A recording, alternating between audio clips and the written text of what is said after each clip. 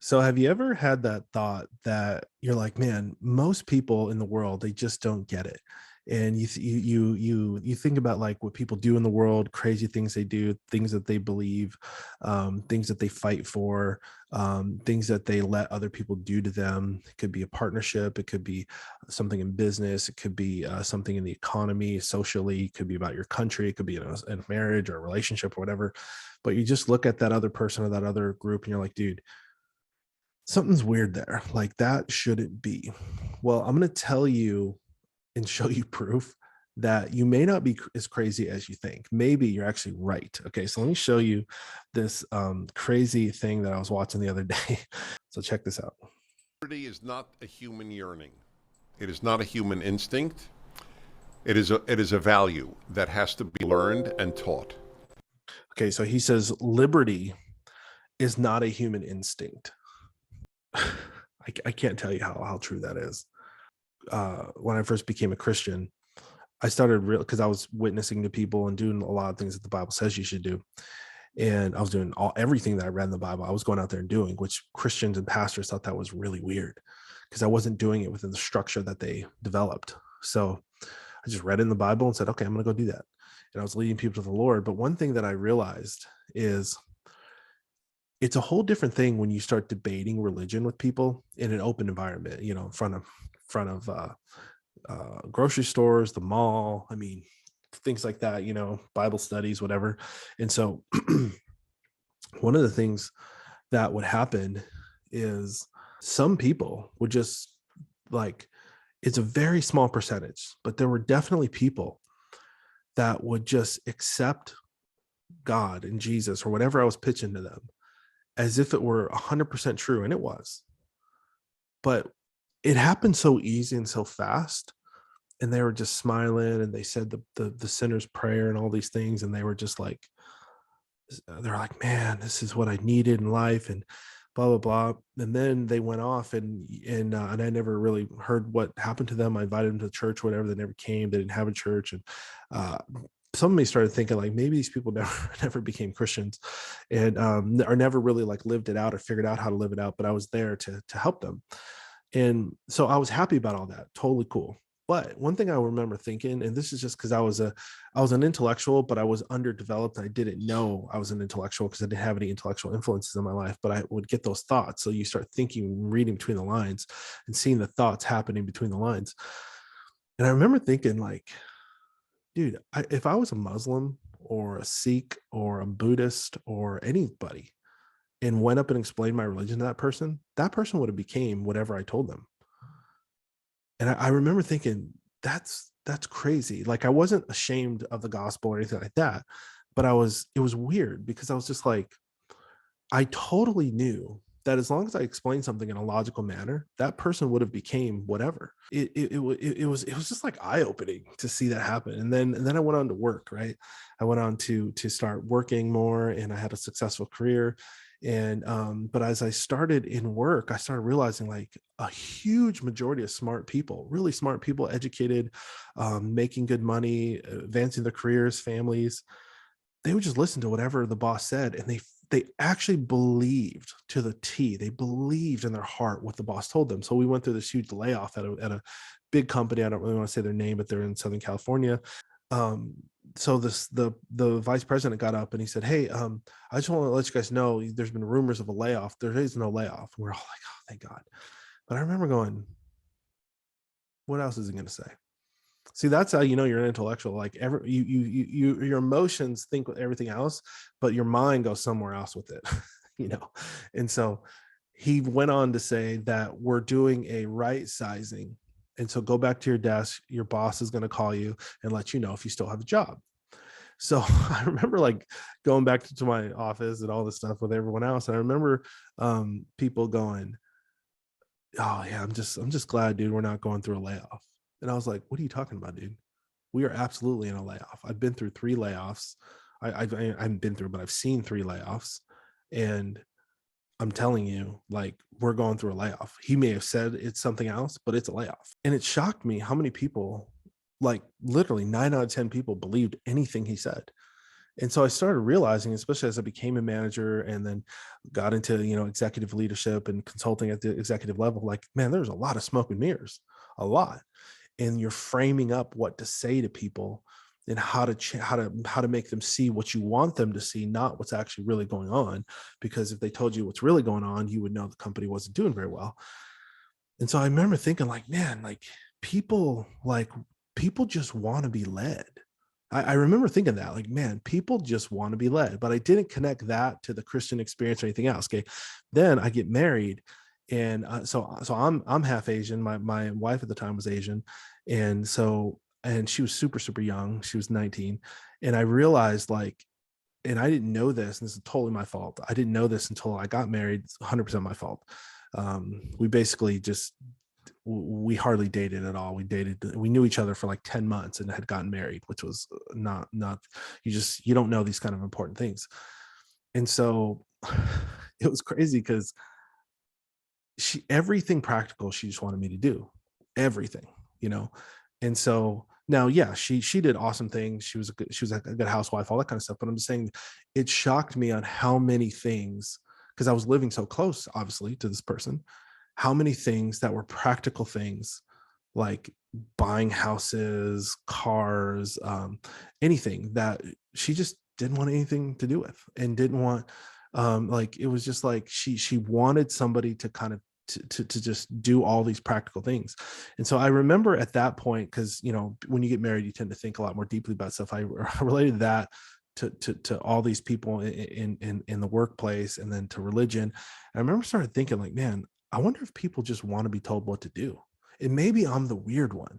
Maybe I'm the one who's like, you know what? I feel like it's my God-given right in my freedom. Like, it's inherent. Like, I don't want to be told what to do. I want to, and I don't mind being told what to do. That's another thing. Like, not being anti, but also, like, I want to have my own thoughts, and I want to come to conclusions on my own, because when I do, it's rock solid for me, right? It's like something that it doesn't matter what the outcome is. I can adjust. Like, I can emotionally be not for the outcome, but I will stick up for that outcome if I know it's true. You know what I'm saying? And so then I remember, like, later on, going into the influencer space, and kind of, the social media and the coaching and consulting small businesses, and solopreneur kind of stuff.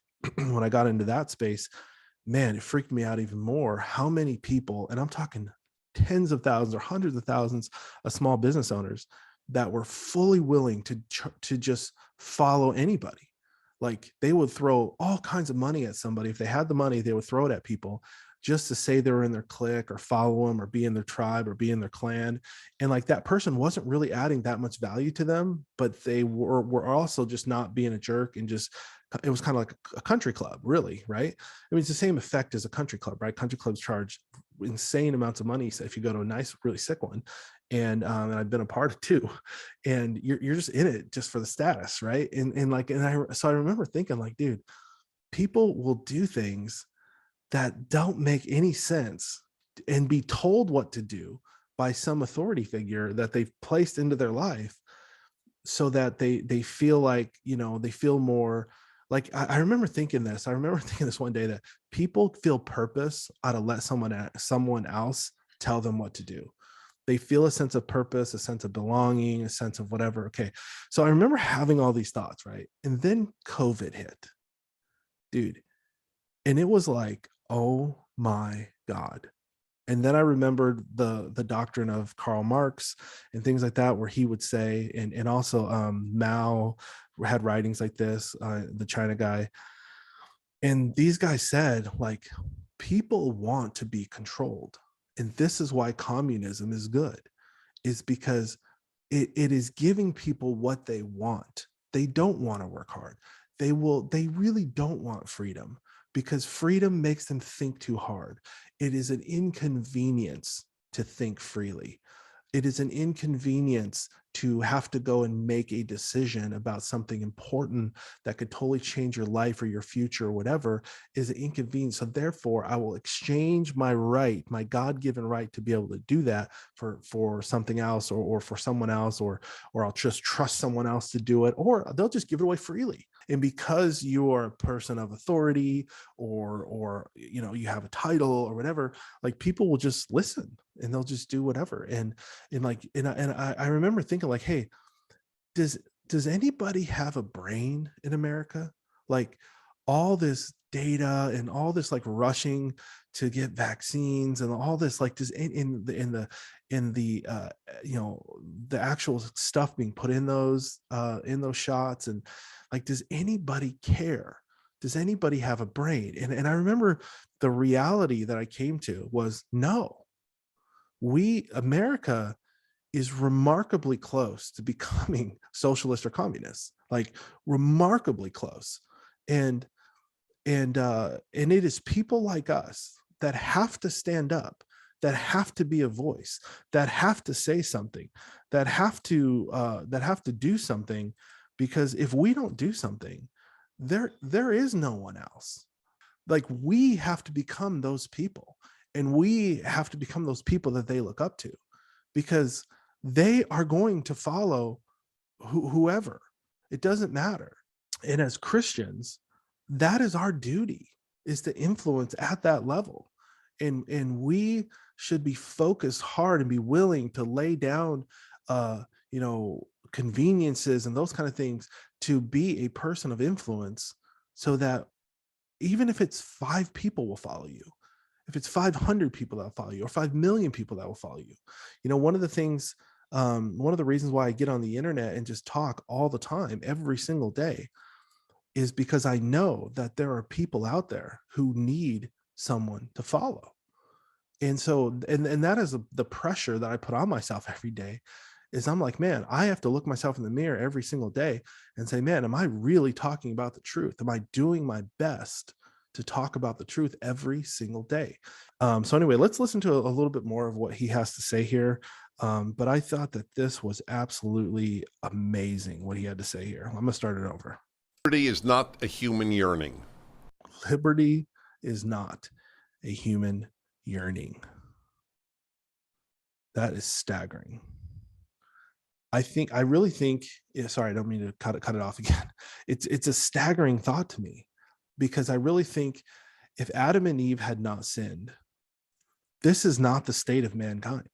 We are not supposed to be people who let anyone tell us what to do, or we become a Christian, or we become a religious person, or we become a Republican, or we become a Democrat, or we get married, or we do whatever, and we just say, hey, take my rights, control my life, have at it.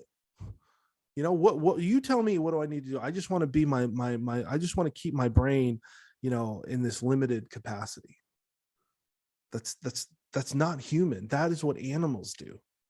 I hope you understand that. That is the difference between animals and human beings. We have complex thinking. We have parts of our brain that help us think complexly, versus an animal is controlled just by instinct.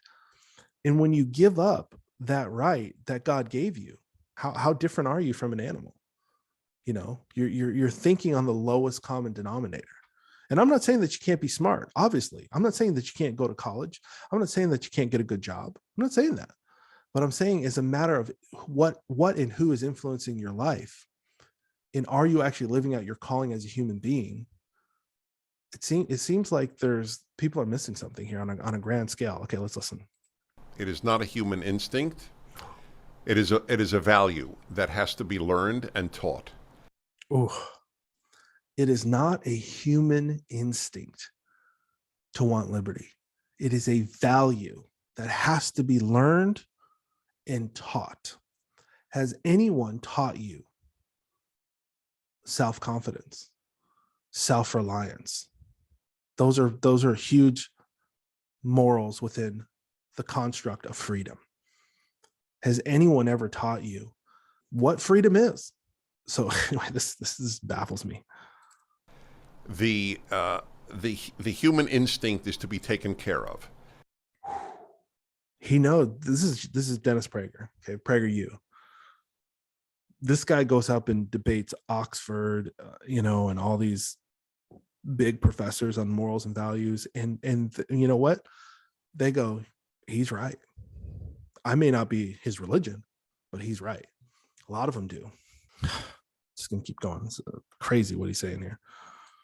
And people will most human beings would prefer to be taken care of than to be free. I don't even know what to say about that. I most people would prefer to be taken care of than to be free. I had somebody ask about a year ago or so, why do people live in communism? He just said it.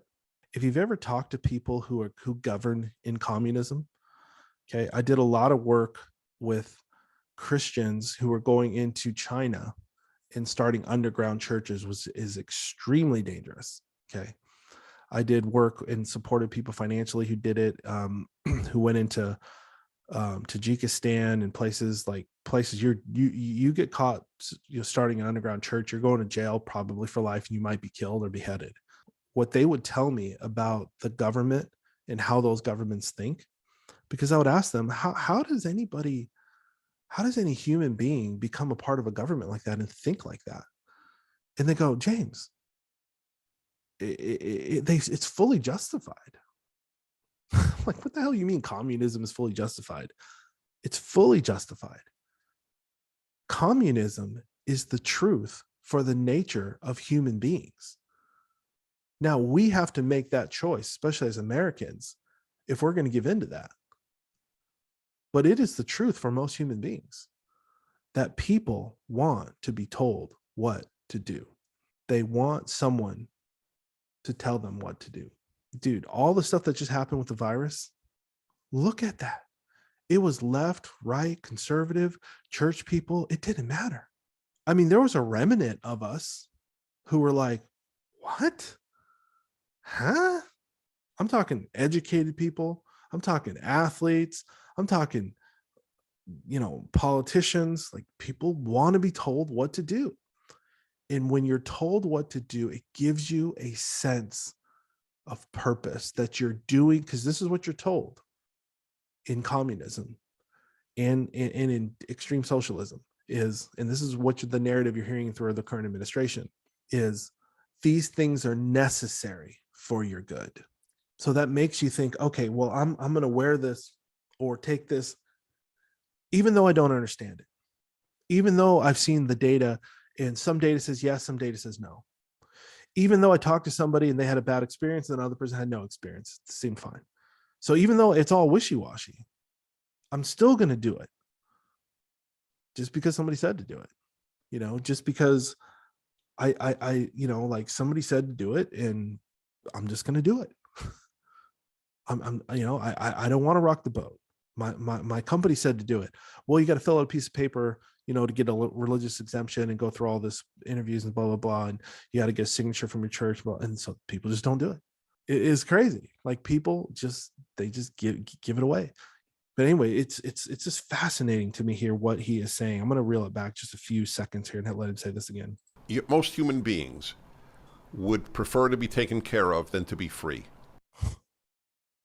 Guys, I cannot tell you how much this is true. And the reason I'm doing this video is, if this is you, if you're going, holy crap, I think I'm kind of like that. I think this is let this be a wake-up call. You know what I mean?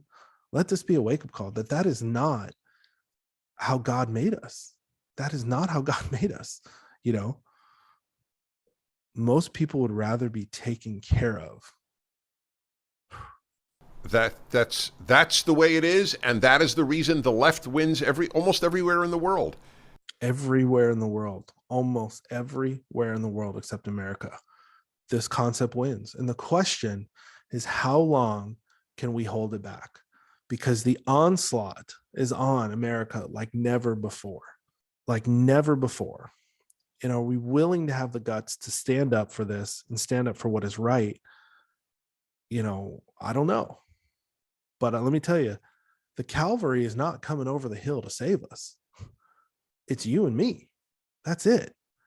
You know, and also I'm not saying that just because somebody may have stood up against the virus, but then like that doesn't mean that like other major parts of your life you're not like this.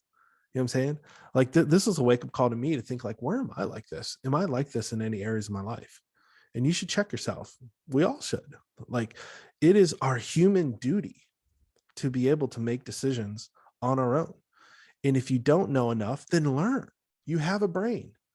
If you don't know, dude, you have YouTube, you have all these things. Do the research, think complexly, learn, train your brain. Your brain can be trained with neuroplasticity and all the things we realized about the brain. It doesn't matter if you're 80 years old, your brain can become like a 20-year-old again if you just start feeding it the right information and exercising it in the right way, which is why you probably watch this channel.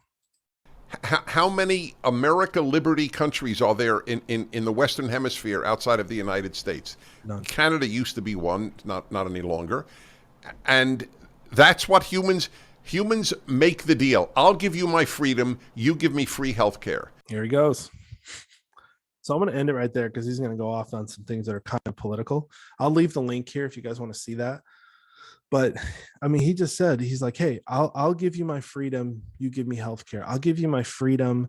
You give me free schooling. I'll give you my freedom. You give me minimum wage at a higher level. I'll give you my freedom. You take care of my supposed health, make sure I don't die. You be the one, government, you be the one to make sure I don't die. I'll give you my freedom, some people would say, and you go and make the decisions about what car, what house, or where we live, or the decisions we make, or what church we go to. Like you do all that. You know what I mean? And that's not the way humans should think. That's what I'll leave it with today. So you guys let me know. Every single day I'll be here for you with a new video. You guys let me know. I'll talk soon.